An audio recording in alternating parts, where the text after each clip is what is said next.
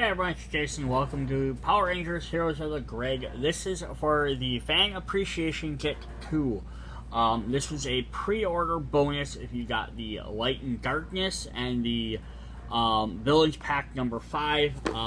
But I'm going to guess with the same as with the first Appreciation Kit, it will eventually be available in the Renegade Studios store. Just that you got free for pre-ordering the other sets, and then this. So what is a Fan Appreciation Kit? It's basically upgraded components or some extra special cards just to basically enhance the game. For this particular set, everything that's in here isn't necessarily needed to play the game. It's no new content. I think the first one had some extra like Zord cards, which again were really cool to have, again not necessary to play. So we're going to look through what we all got in here. So we're going to get, first of all, we'll just start with some really big simple stuff. We're going to get some Panic tokens. So the original Panic tokens look like this. Just, you know, you just lay them on the board. So now what they're doing is they gave us 4 Panic tokens. And we can stand them up. If I probably should have had one of these ready to go ahead of time, but I didn't, sorry.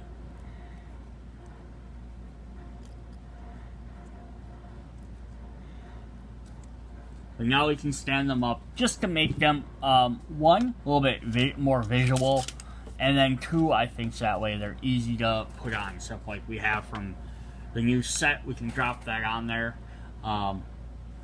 You know, then if you have some enemies on there, not only one can you quickly see that it's panicked in case you just are checking, like, hey, I'm looking at all this different stuff, trying to figure out what's going on. Also, hey, it's unpanicked or it's panicked, you can just grab it, put it on really quick. It's nice and easy. Plus, they come apart fairly quick, so if you need to, like, take them apart to store them and put them back together at the beginning of each game, it's not that big of a deal. So that's definitely cool. Again, needed to play? No. But it is a neat extra little bonus to have. The second thing we got was a new player board, which even though I read it was dual layered, I didn't think of anything of it. I just assumed it was alt artwork on the board, like, hey, the first one had the Mighty Morphin Rangers, so we're going to add one with some of the different ones. Like we have like the Hydra Zord, the Wolf Spirit Zord, Quantatron, and the Yellow Hopper Zord. I forgot, it was just from Beast Morphers.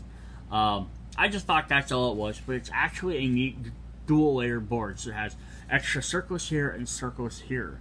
So these are so that your putties or your foot soldiers kind of sit in the board a bit. And I grabbed 4 different ones. So we have regular putty controller, the brand new Ring Sheaf from Light and Darkness, some Quantrons, and some Cyclobots. So you can see how they all fit in there. Now, if I have a monster, they're not going to fit. So if you're using one of those rules where a monster has to go on the board, such as like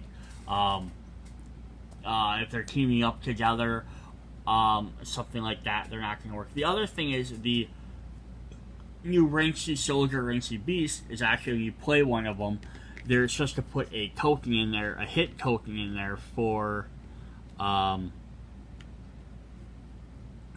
like if you play one of the Ringsy Beasts, not this guy's, the elite ones, you put in there to represent 2.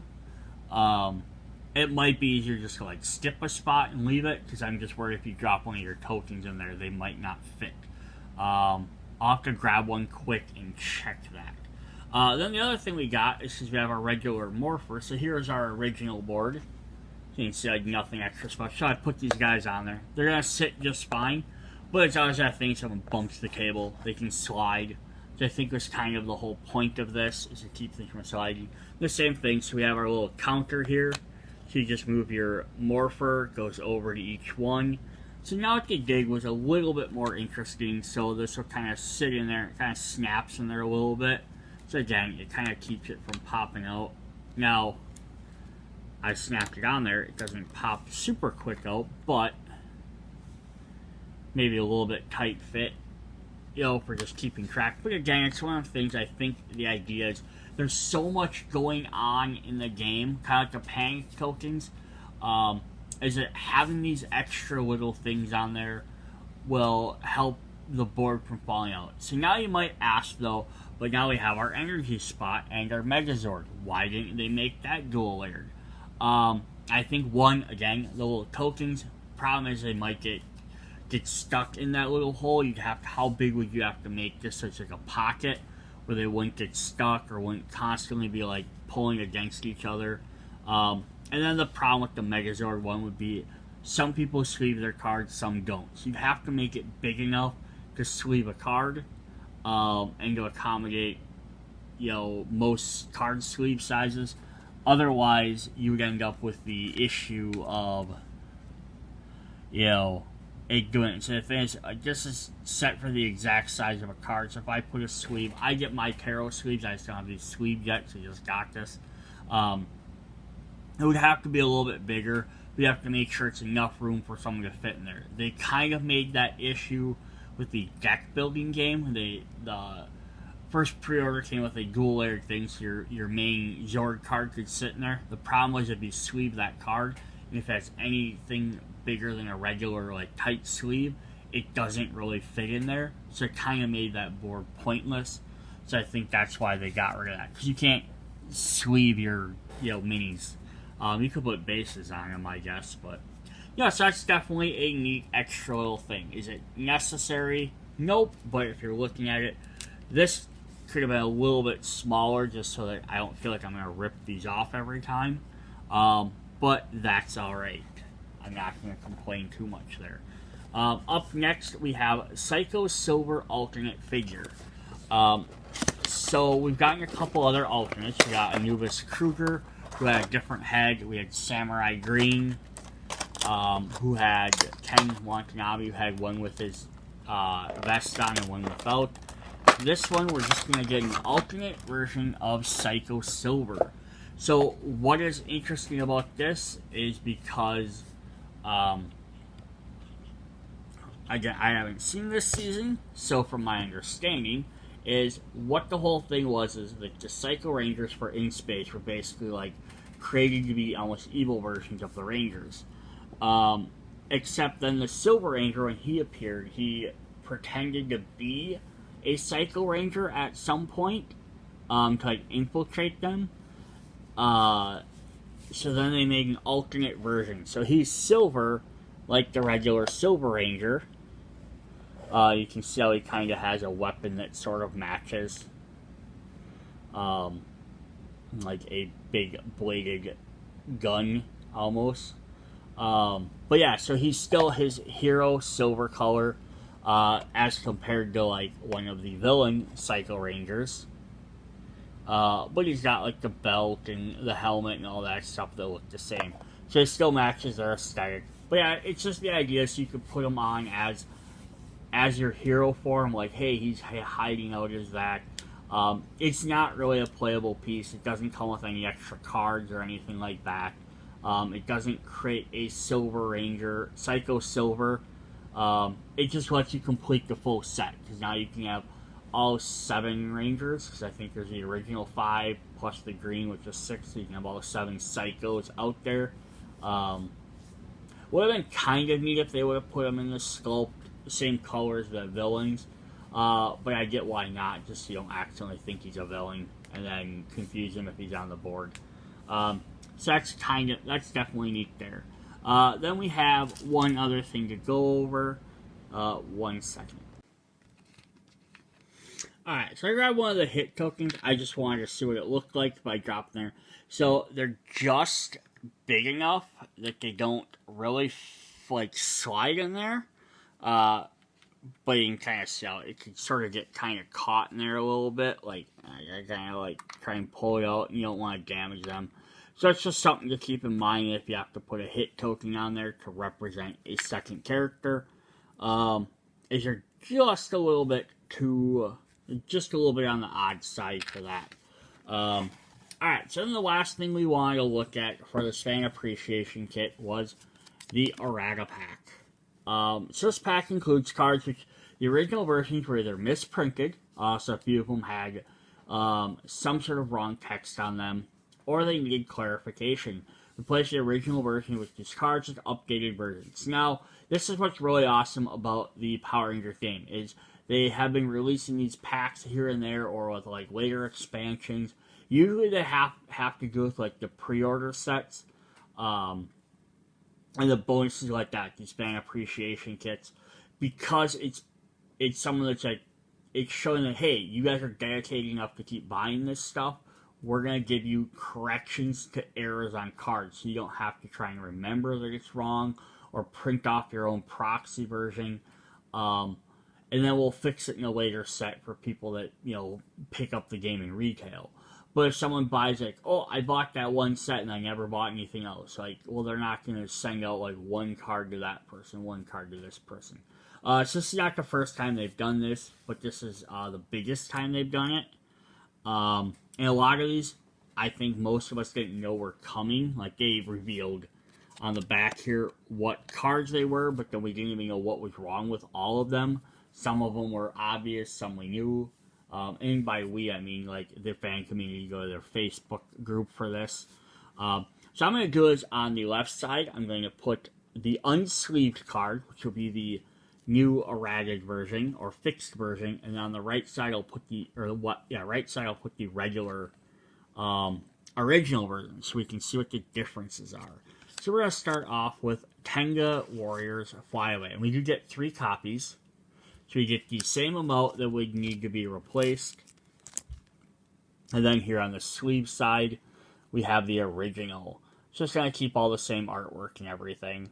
So what is different? The new one says, move 1 Tenga Warrior from this location to the next location clockwise. That is not panicked. Then flip this card face down. It is not considered to be defeated. In the original, it just says, move it from one location to the next location. It is not panicked. So what they added was, it is now flipped down. It is not. It is, then flip this card face down. It is not considered defeated. So it's kind of neat. So basically it's like, you move this, they do this, they move away from that zone, but then this card gets flipped over, so you don't remove that figure. So basically it's like, their idea is they're supposed to be escaping the battle. They're like, hey, we're leaving, we're going somewhere else, but now this prevents you from then turning around and defeating that card anyhow, and gaining a free point off of it. It's just kind of a neat extra little mechanic. Then we have 1 copy of Machine King from King Mondo. So this, the new updated says 6 health, fast passive. List cards in play. Each time a ranger rolls die for an attack, remove 1 die from that attack before rolling and place 1 hit token on this card.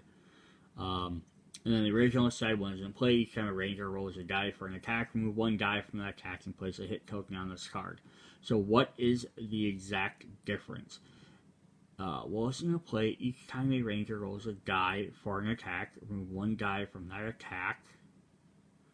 Oh, so they added before rolling in places.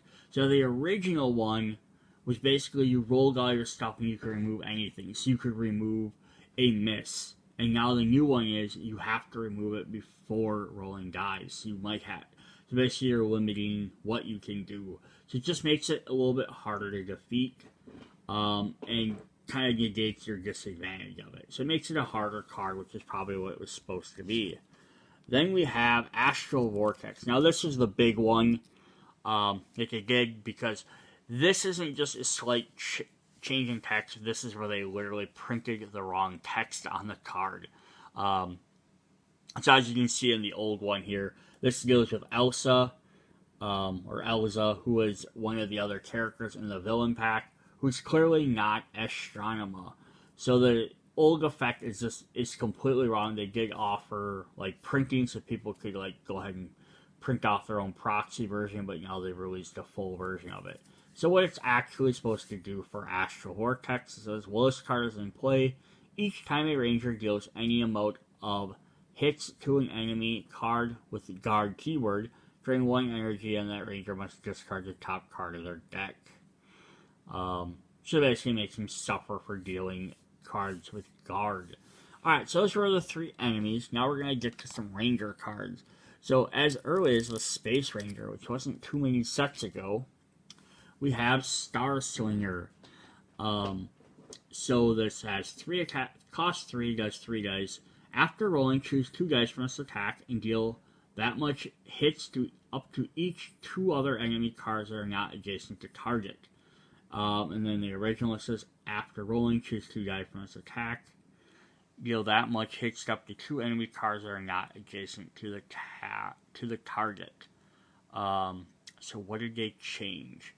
After rolling, choose 2 dice from this attack and deal that much hit each up to 2. Okay, so they added the word others. This is up to 2 other enemy cards that are not adjacent. The original said up to 2 enemy cards that are not adjacent. So they added the word other so that you have to hit guys that are nearby versus the original one. You could somehow argue that you could hit the original guy. It was just more of a little clarification. Was this one that had to be printed? Not necessarily. But as long as you're reprinting cards to fix stuff, why not fix an error like that? Then we have 2 copies of Trick Shot for the 2 in the deck. And I'm just going to have 1 over here for the upgraded. So Trick Shot, also from the Yellow Space Ranger. 0 cost, 2 dice. Says if you roll any missed results during this attack, deal 1 hit to another enemy card that is not adjacent to target.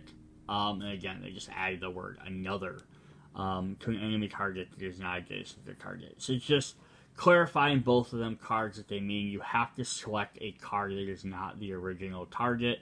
Even though it says it is not adjacent to the target, just so you know, it has to be a different card. So very, very interesting little minor fixes there. Then we have Magna Defender and his Magna Blaster. So it stays at 2 cost. Now it adds an extra die. Now this is very interesting. It says the new one says you may divide the hits from this attack amongst any number of targets. If there's a card named Magna Blade in your discard pile, add 2 dice to this attack. So then the original says the same thing. It's just adding an extra die. So basically they just realized this wasn't as strong as it should have been. Yeah, so it's actually pretty good. Not going to argue with that. Now this could be one of them ones, kind of like with the Green Ranger, where you could argue which version you want to use. I don't see why you wouldn't use one that's better. That does 1 extra point of dice. There's really no reason not to, but you could maybe argue with this one. I like the one that only did 2 because I had a combo that you only needed 2 dice, something like that. I don't know why you would or what would happen, but it is potentially a possibility. Then we're going all the way back to Zeo. Zeo Ranger 3 Blue. We have Let's Party, so we have 2 copies of that, of course.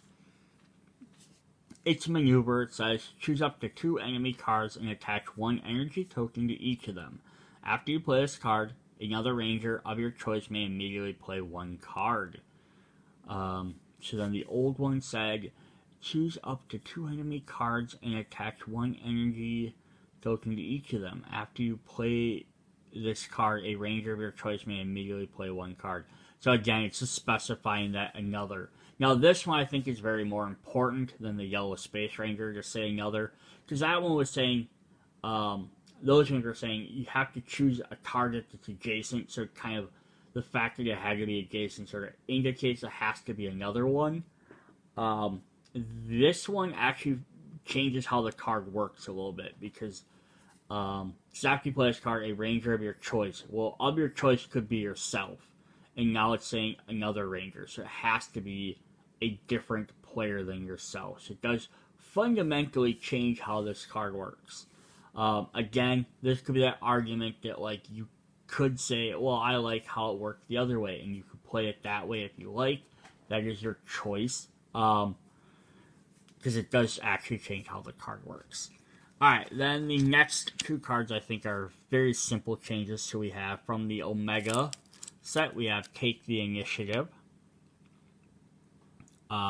Which the big thing here is it changes it from a maneuver to a reaction. They've fixed a couple of cards like this before.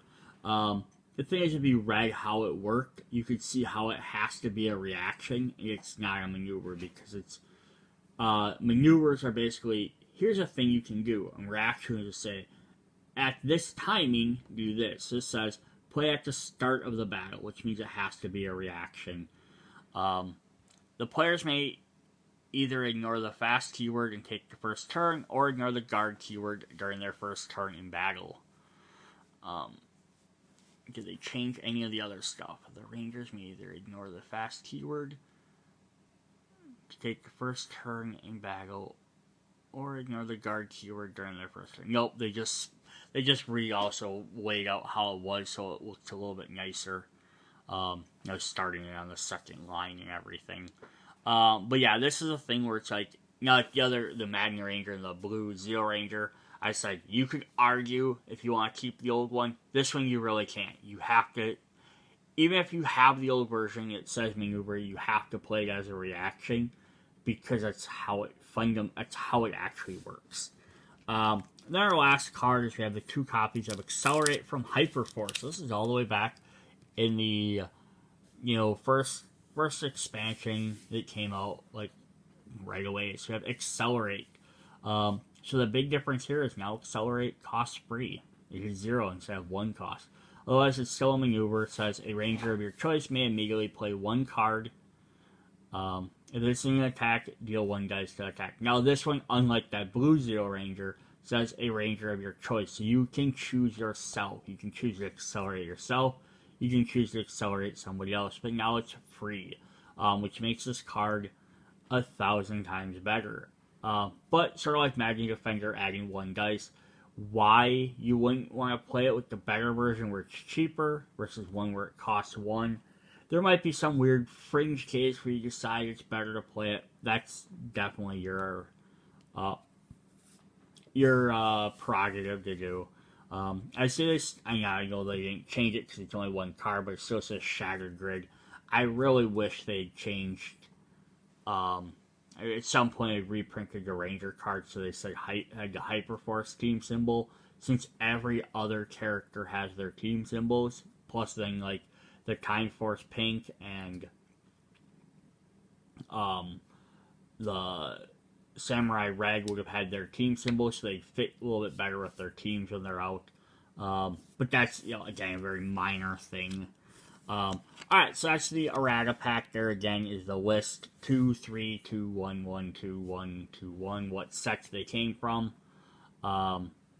Just again, a lot of people might not have the Tengu Warriors because it was that Kickstarter exclusive. And you might not have bought all the other sets. So if you got this, you might have cards that you can't use yet. And then maybe by the time you pick them up, they may have reprinted them and fixed them. But this is a great way for people that have been collecting them to go along. And you don't have to buy it. It doesn't include anything new that you're going to miss out on. Which is why I don't think they also put like Zords and stuff in here. But yeah, the Fan Appreciation Kit. If you didn't pre-order stuff, it will be available. Should be available. I won't say will. Should be available in the Renegade Studio stores, along with all the other Power Ranger Fan Appreciation Kit 1. So you can go check out my videos for that if you want to see what's in all those. That's what I got for today. See you guys later. Bye.